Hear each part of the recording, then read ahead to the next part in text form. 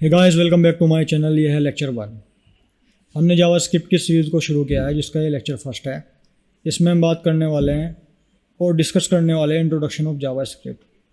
JavaScript क्या होती है और कैसे उसका यूज़ करते हैं, कैसे कमेंट दी जाती है, डेटा टाइप क्या होते हैं जावास्क्रिप्ट के, और इसको बनाने की आवश्यकता क्यों पड़ी। गाइस, जावास्क्रिप्ट से पहले हमें HTML और CSS लर्न करनी पड़ती है। यदि आपने वो लर्न नहीं किए है, या आपका कोई भी डाउट है, या आपका कोई भी टॉपिक क्लियर नहीं है, तो प्लीज़ आप प्ले लिस्ट को जाकर एक्सेस करें और उन वीडियोज़ को देखें। उनके साथ साथ आप कोड करें, प्रैक्टिस करें, अपने डाउट को क्लियर करें, और प्ले लिस्ट को शेयर भी करें और चैनल को सब्सक्राइब कर दें और वीडियोज़ को भी लाइक कर दें। तो हमारा जो फर्स्ट क्वेश्चन है वो है, what is JavaScript. JS stand for JavaScript. JavaScript की जो शॉर्ट फॉर्म होती है वो JS होती है। ठीक है। जावास्क्रिप्ट को डिज़ाइन क्यों किया गया, क्यों बनाया गया, क्यों इसकी हमें आवश्यकता पड़ी। पहले क्या होता था, जो HTML पेजेस होते थे वो स्टैटिक होते थे, उनके अंदर कोई भी फंक्शनलिटी नहीं होती थी, कोई भी इंटरेक्टिविटी नहीं होती थी। HTML पेज में इंटरेक्टिविटी ऐड करने के लिए जावास्क्रिप्ट को डिज़ाइन किया गया, जावास्क्रिप्ट को बनाया गया। जावास्क्रिप्ट एक स्क्रिप्टिंग लैंग्वेज है। जावास्क्रिप्ट एक लाइट वेट प्रोग्रामिंग लैंग्वेज है, जिसको सीखना बहुत ही आसान है। मतलब जो जावास्क्रिप्ट की जो फाइल होती है उसको हम बहुत ही आसानी से HTML पेज में एम्बेडेड कर सकते हैं, उससे कनेक्ट कर सकते हैं। कैसे? उसके दो तरीके हैं। यदि आपने JavaScript file, external JavaScript file बनाई है, अलग से कोई जावास्क्रिप्ट फाइल बनाई है, तो आपको उस फाइल का लिंक ऐड करना होगा HTML पेज में। या फिर आप HTML पेज में जाओ और बॉडी के अंदर आप स्क्रिप्ट एलिमेंट का यूज़ करके आप वहाँ पर जावास्क्रिप्ट को लिख सकते हैं। जावास्क्रिप्ट जो एक इंटरप्रेटेड लैंग्वेज है, मतलब इंटरप्रेटेड लैंग्वेज का मतलब यह है, इसमें किसी भी प्रकार के प्रीलिमिनरी कॉम्पिलेशन की आवश्यकता नहीं होती है प्रोग्राम को एग्जीक्यूट करने के लिए। काफ़ी ब्राउज़र हैं, जैसे क्रोम हो गया, एज हो गया और आपका फायरबॉक्स हो गया। उसके अंदर आप जावास्क्रिप्ट को आसानी से रन कर सकते हैं, आसानी से जावास्क्रिप्ट के कोड को एग्जीक्यूट कर सकते हैं। जावास्क्रिप्ट को कोई भी बंदा आसानी से यूज़ कर सकता है, बिना कोई भी कॉस्ट दिए, बिना कोई भी पैसा दिए। और जावास्क्रिप्ट यूज़ करने के लिए किसी भी लाइसेंस की आवश्यकता नहीं पड़ती है, यानी कि कोई भी लाइसेंस लेने की आपको ज़रूरत नहीं है, आप फ्री में जावास्क्रिप्ट को यूज़ कर सकते हैं। अब यहाँ पर एक एग्जांपल दिया हुआ है, जिससे आपको आसानी से समझ आ जाएगा कि जावास्क्रिप्ट का जो बुनियाद है, मतलब मोटिव है, वो है क्या। देखिए, जब हम HTML का यूज़ कर रहे थे तो गाइस वहाँ पर हम एक ढांचा तैयार कर रहे थे, जैसे कि इस कार का यहाँ पर ढांचा बना हुआ है।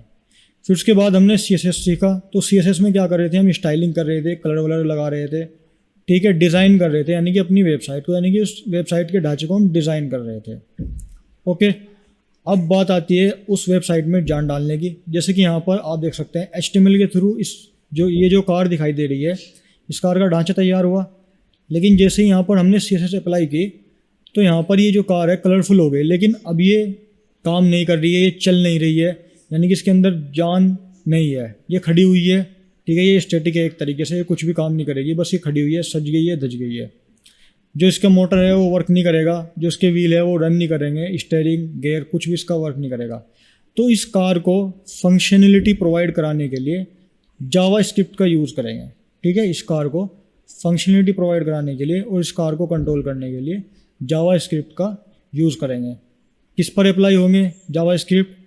उसके पहिए पर, मोटर पर, स्टीयरिंग पर, गियर पर, जो भी उसके वर्किंग पार्ट्स हैं उन पर, जिससे कि ये जो कार है इसके अंदर जान पड़ जाए, ये रनिंग करने लगे, ये चलने लगे।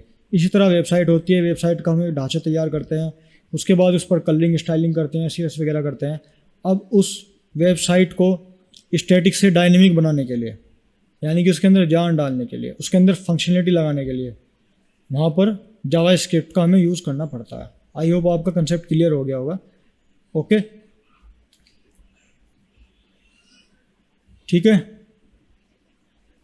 और इसको हम इस तरीके से समझ सकते हैं, HTML यूज़ होती है स्ट्रक्चर क्रिएट करने के लिए, CSS यूज़ होती है स्टाइल करने के लिए, और जावास्क्रिप्ट यूज़ होती है फंक्शनलिटी के लिए। ठीक है, ये 3 वर्ड हैं छोटे छोटे, इससे भी आपको आसानी से समझ आ जाएगा कि जावास्क्रिप्ट का हम यूज़ क्यों करते हैं, कैसे करते हैं, क्या ज़रूरत है करने की।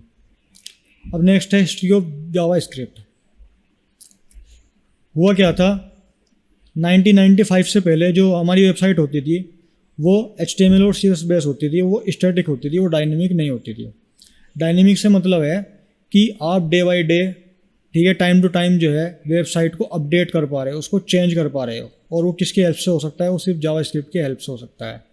ठीक है, स्टैटिक का मतलब है कि आपने जो एक बार बना दिया वो बना दिया, उसमें कोई चेंज नहीं हो सकता, वो रुक गया वहीं सी, उसमें बिल्कुल भी चेंज नहीं हो सकता। लेकिन डायनेमिक में ऐसा नहीं है। डायनेमिक में आप किसी भी वक्त कुछ भी आप चेंज कर सकते हैं फंक्शंस का यूज़ करके, मात्र फंक्शन जावास्क्रिप्ट के फंक्शंस का यूज़ करके। तो 1995 में ब्रेंडन रीच ने जावास्क्रिप्ट को क्रिएट किया। मात्र 10 दिनों में जावास्क्रिप्ट लैंग्वेज को उन्होंने बना दिया, क्योंकि इनको ज़रूरत पड़ी कि भाई ये जो वेबसाइट है ये स्टैटिक दिख रही हैं और इससे जो है वर्किंग में भी प्रॉब्लम आ रही है, काम मतलब वेबसाइट अच्छी नहीं दिख रही है।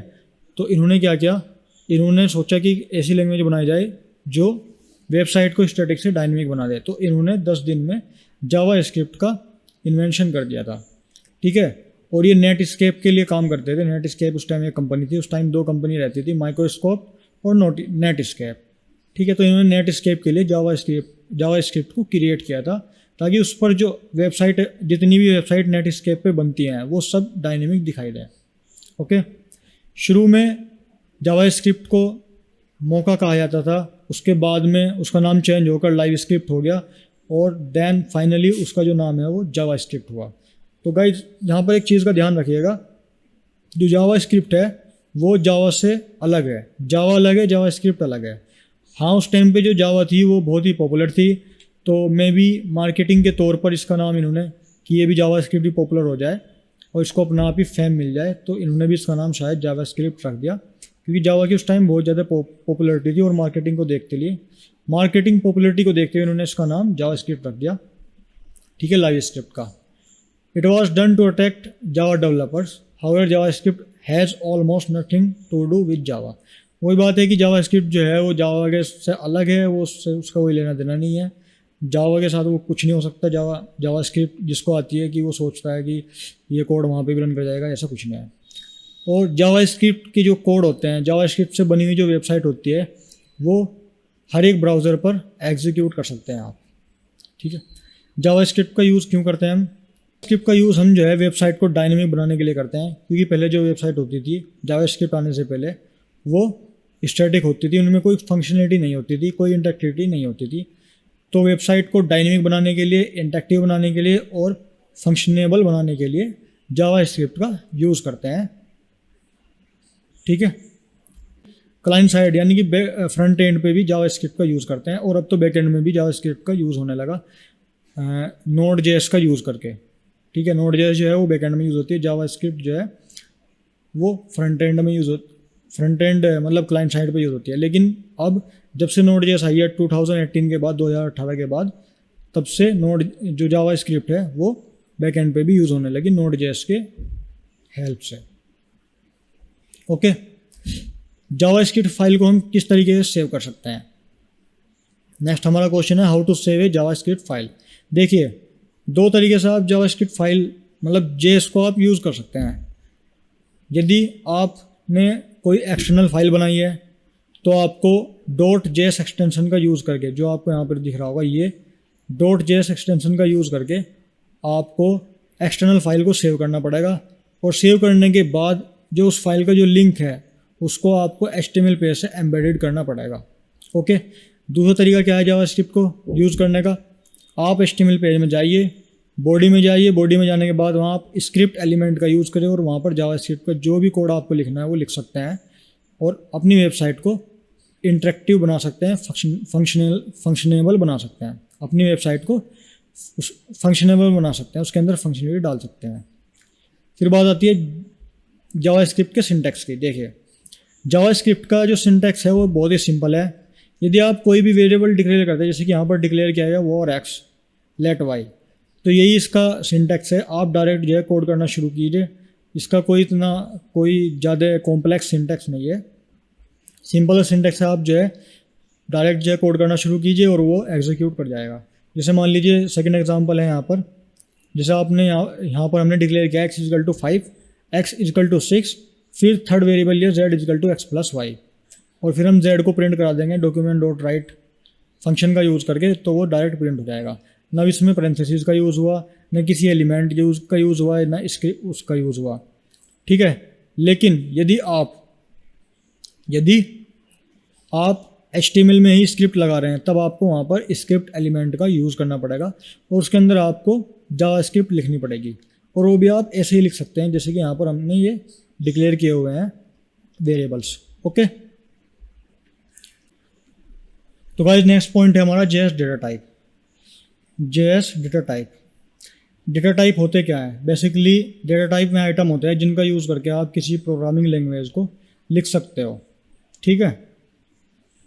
मतलब एक प्रोग्राम बनाने के लिए जिन आइटम्स का यूज़ होता है उनको डेटा टाइप कहते हैं, आप ये भी कह सकते हो, ठीक है। डेटा टाइप जो है वो दो तरह के होते हैं, प्रिमिटिव और नॉन प्रिमिटिव। प्रिमिटिव में आपका आता है स्ट्रिंग, नंबर, बूलियन, नल, अनडिफाइन। स्ट्रिंग में यानी कि यदि आपको पैराग्राफ वगैरह लिखना है, हेडिंग लिखनी है, वो आएगी स्ट्रिंग में। नंबर में आपके आगे integer type, float type, decimal type, okay. Boolean में आएगा आपका ट्रूथ और फॉल्स। नल में यानी कि नल कोई वैल्यू नहीं है, अनडिफाइन में डिफाइन ही नहीं किया है, ठीक है। नॉन प्रिमिटिव में है ऑब्जेक्ट, एरे, फंक्शन। ये सब कुछ हम बाद में पढ़ने वाले हैं कि ऑब्जेक्ट कैसे क्रिएट होगा, एरे कैसे बनाएंगे, एरे कैसे डिक्लेयर करेंगे, एक फंक्शन कैसे डिक्लेयर करेंगे, ठीक है। फिर गाइस नेक्स्ट है कि आप जावास्क्रिप्ट में कमेंट कैसे देंगे। देखिए, जब आप किसी भी प्रोग्रामिंग लैंग्वेज में कमेंट देते हैं तो जो कमेंट होती है वो डिस्प्ले नहीं होती है, ठीक है। कमेंट से फ़ायदा क्या होता है, जो हमारा कोड होता है वो रीडेबल बन जाता है, आसानी से हम उस कोड को रीड कर सकते हैं। हमें ये पता होता है कि कहाँ हमने वेरिएबल डिक्लेयर किया है, कहाँ हमने फंक्शन डिक्लेयर किया है और कहाँ हमने एरे डिक्लेयर किया है। ये सब कुछ कमेंट के थ्रू हम आसानी से रीड कर सकते हैं। अब JS में, जावास्क्रिप्ट में कमेंट देते कैसे हैं? देखिए, जो स्क्रिप्ट एलिमेंट होगा, ठीक है, वहाँ पर आपको ये डबल फॉरवर्ड स्लैश यूज़ करके आप कमेंट दे सकते हैं, ओके। इसी तरह आप जो एक्सटर्नल फाइल बनाओगे वहाँ भी आप इसी तरीके से कमेंट दे सकते हैं डबल फॉरवर्ड स्लैश का यूज़ करके, या फिर आप जो है डायरेक्ट शॉर्टकट यूज़ करो Ctrl+// तो आप जो है कमेंट दे दोगे किसी भी लाइन को। इस तरीके से आप जो है कमेंट दे सकते हैं किसी भी लाइन को, ओके। आई थिंक आपको ये समझ में आ गया होगा कि जावास्क्रिप्ट क्या है, जावास्क्रिप्ट का यूज़ क्यों करते हैं, जावास्क्रिप्ट को बनाने की आवश्यकता क्यों पड़ी, ठीक है। ये एग्जांपल भी आपको समझ में आ गया होगा। तो गाइस मिलते हैं नेक्स्ट वीडियो में नेक्स्ट टॉपिक के साथ। थैंक यू सो मच, धन्यवाद। वीडियो को लाइक कर दें, चैनल को सब्सक्राइब कर दें।